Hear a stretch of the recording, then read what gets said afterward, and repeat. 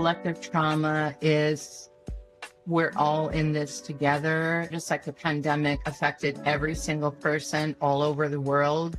Step away physically from the energy vampires, I call them, or the wounded pain parts that are just floating around in the universe. Because everybody has their own past, their own history, but you don't have to make it yours. Just doing simple movements like this can actually soothe and calm and downregulate your nervous system. And the body keeps the score. So it's not only the body that keeps the score of what happened in the past, we're really dysregulated as a civilization, as a society, humanity. In Buddhism, they say that these are the end times.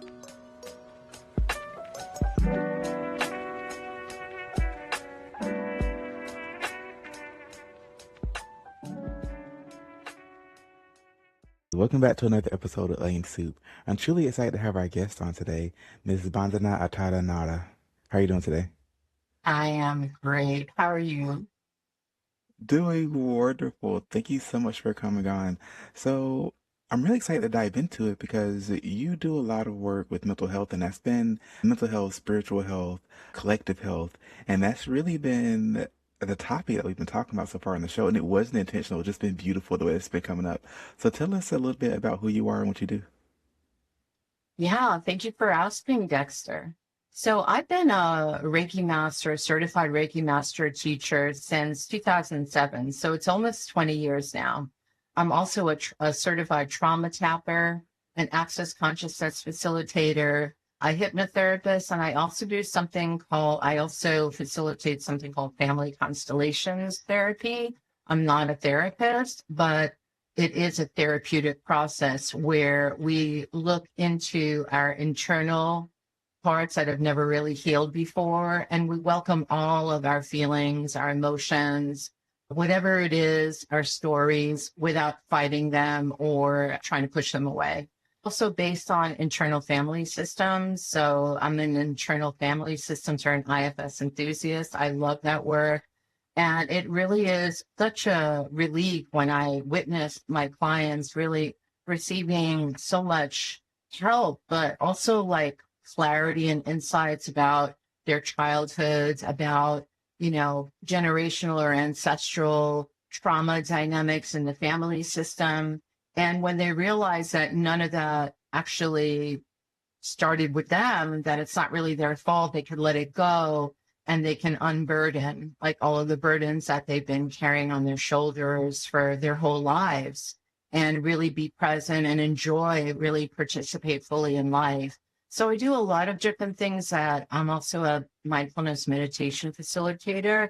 And what I do actually is I weave them all together. So it's sort of an integrative approach. It's really highly intuitive. A lot of this stuff I just was born knowing how to do.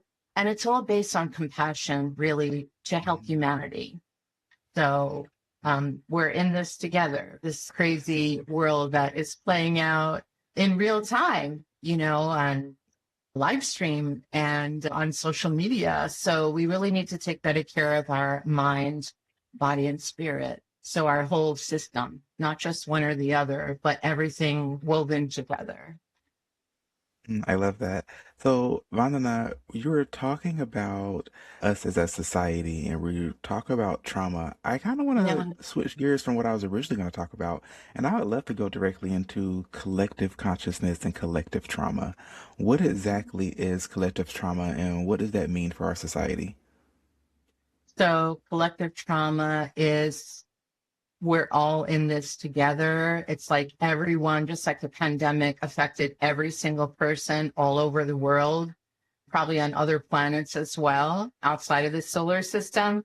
But the thing is, because we're interrelated or interconnected as humanity, as human beings, as spirit in human form, I should say, especially if we are sensitive, either born empathic, sensitive, psychic, intuitive, or became that way as a result of our upbringing and childhood experiences, we all can feel very deeply what others are feeling. So that means the good stuff and the bad stuff. So that means the pain as well as the joy.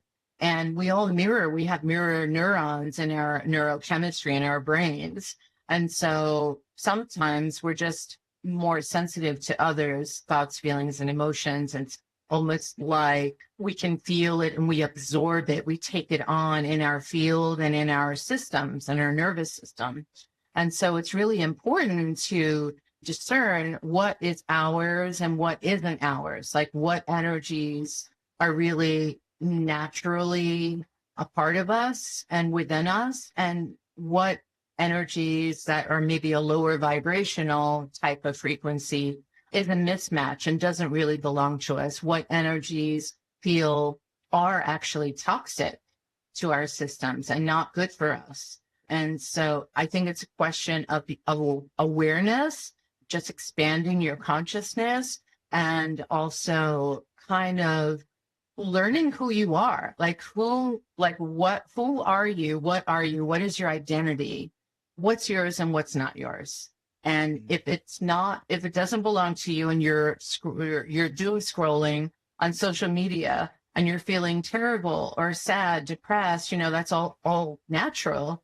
But what we can do instead of lowering our vibration and taking it on and in us and eventually even getting sick or becoming ill mentally, physically, emotionally, what we can do instead, what I facilitate or I offer is holding space from our heart, like holding a heart space filled with compassion and empathy without taking it on, which can be very dangerous, without absorbing all of that toxicity and heaviness in our bodies and in our minds. Mm. Beautifully said. And that's one thing that I think is very important to point out, that a lot of times when we're trying to be compassionate to others, especially those of us who are very empathetic and can feel the energies of others, we oftentimes take that onto ourselves. I know that you do a lot of work with individuals who work in the wellness space, in the wellness field. How do you help them to not take on that baggage, to do the grounding work themselves? Do we need like reminders? What is the process here? It's just a question of internal dialogue and self-inquiry. What I mean by that is, asking yourself questions when you're fine one moment and then, you take a crowded subway or you're in a busy shopping mall, and then all of a sudden you get a terrible headache or you feel nauseous or you just feel sad for no reason when you woke up feeling perfectly fine. So I think it's a question of speaking to those parts of us and, checking in with our feelings and emotions and with our younger selves, the parts of us that never actually healed or were heard or witnessed or seen. So it's kind of like a check-in that we do all throughout the day and night. And then I teach people with Reiki practices, like how to clear those energies from our systems, from our field, right? Or our aura, you can say, around us. Our energy field is very big and vast. And it takes up hundreds and hundreds of miles in space. So depending on how much you're able to own your feelings and get to know and accept all of your gifts and all of your parts, depending on how open your heart is, that can also help you to realize what's yours and what's not yours. I use also catchphrases like, is this mine? I help people to ask those certain questions. That's what I mean by self-inquiry. Is this mine? Does this belong to me? Or is this somebody else's or something else's? And what would it take to change this? Right. And, how does whatever I'm sensing, what does that have to do with me? And how does it get better? How can I make it get better? What can I do myself to unblend from all that mess and heaviness around me that I constantly sense as a highly sensitive soul, as an empath? And when you get the answers, then you'll be able to kind of build. It's a gradual process. It doesn't happen in one day or overnight. You'll be able to start building resilience skills, and these tools, these really practical tools that you can use so you don't get caught up, right, in that mess. And you don't wind up taking home these energies that are not yours in the first place and disrupting your family life or your relationship. So it's really important to immediately kind of like pull yourself out of that, disconnect, cut the cords, whatever you need to do, step away physically from, the energy vampires, I call them, or the wounded pain parts that are just floating around in the universe, because everybody has their own past, their own history, but you don't have to make it yours. Instead, like I said, you can learn what it takes to hold a space for this, to see people in their highest light, for their highest good, to see them getting well and recovering so you don't get pulled into the mess. When we're talking about our auric field, the torus field, the energy that persists around us, and this energy is projected outwards, our fields are projected outwards, ultimately to infinity. And if we all have this energetic field and our energies are constantly intermingling and waving and moving in and out of each other, how do you start to recognize what is or isn't yours? If all the energy itself comes from source on some level, isn't it all yours? So yes and no. Yes and no. That's the answer. Um, Everyone is going to show up and present themselves based on their past experiences, healed or unhealed traumas, loss, early loss, fear, grief, all of these things that are unspoken and untended to, unhealed, all of those wounds. And so we just have to find a way to unravel all of that and to give ourselves a safe distance to step back and again, ask the question, is this mine? Is this energy mine or not?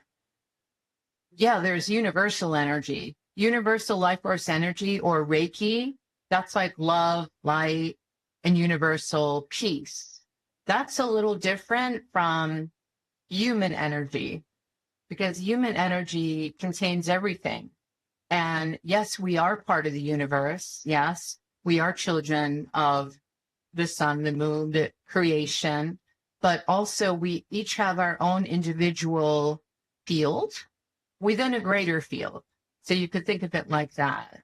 And yes, you may be touched or sense or feel or see or hear, energies that are not yours in the system. But that doesn't mean that that might be a benefit or might serve or support you. So you always have to step back and ask, like, is this energy that I'm sensing now, is it here to support me?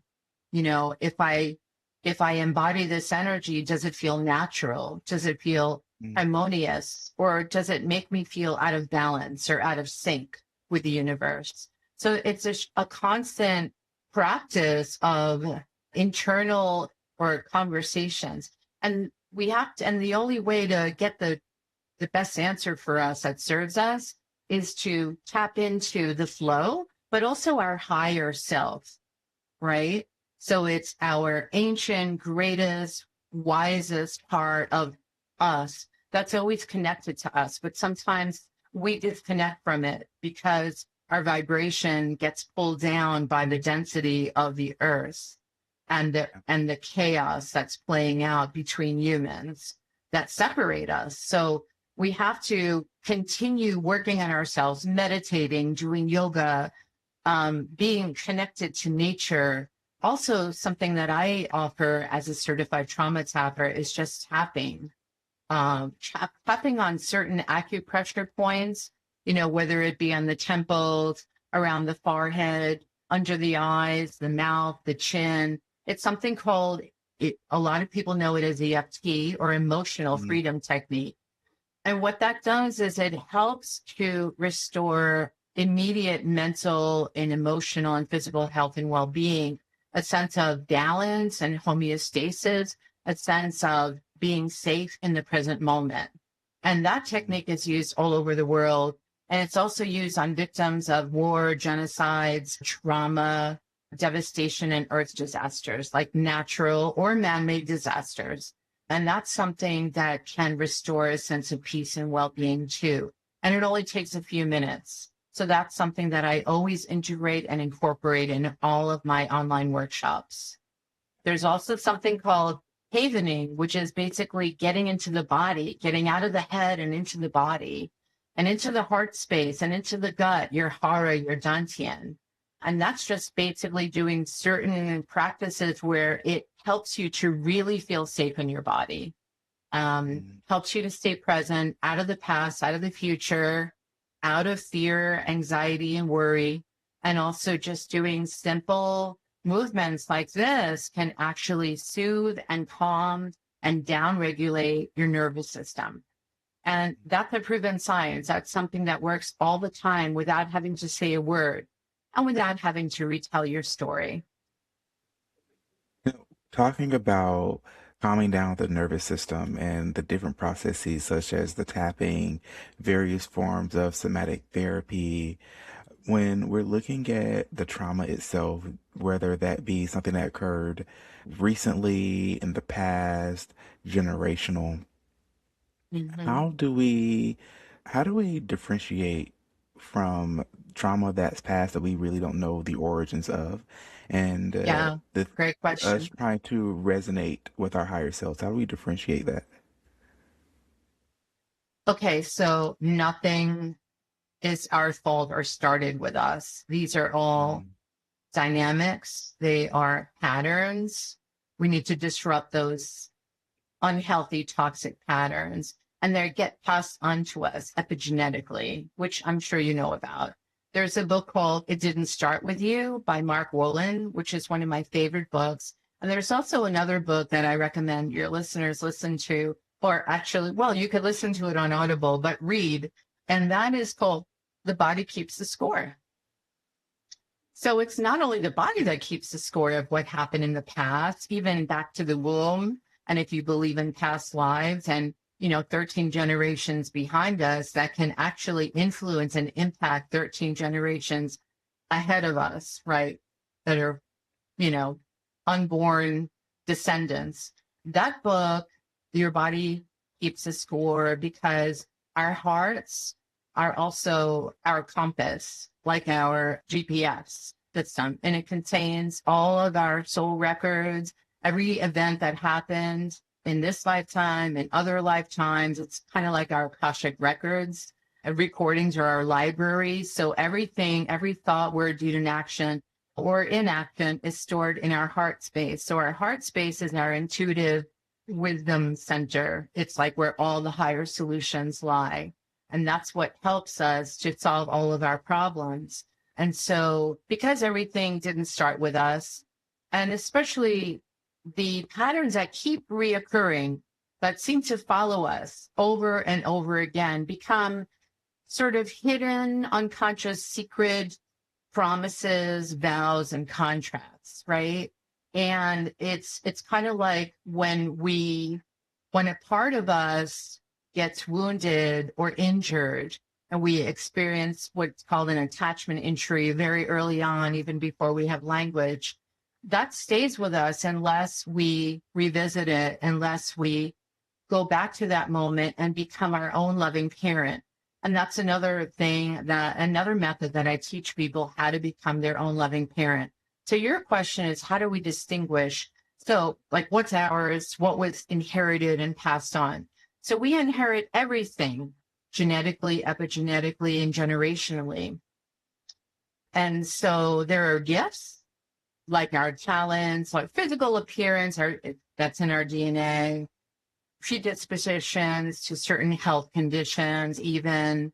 So there are gifts like the things that we're naturally good at, that we were born knowing how to do, that we wind up doing when we grow up professionally, the skill sets that we're born with that no one else seems to have, right?